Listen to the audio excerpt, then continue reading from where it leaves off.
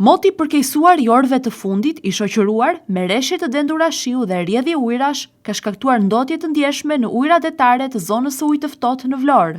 Në një sipërfaqe të konsiderueshme që shtrihet nga zona e tynelit deri tek vilat Buzdetit, uji këtë të hënë kishte marrë një ngjyrë të kuqërem të theksuar, duke krijuar një pamje shqetësuese.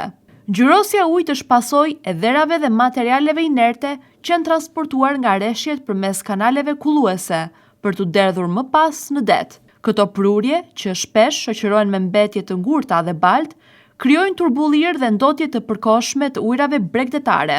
Fenomeni përsëritet sa herë që ka rreshje të shumta ose kur kryen punime ndërtimore në afërsi të bregdetit.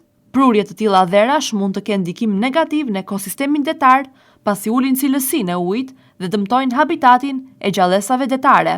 Ndotje të ngjashme janë raportuar edhe gjatë muajve të verës, sidomos në periudhën e punimeve për projektin Lungomare 3.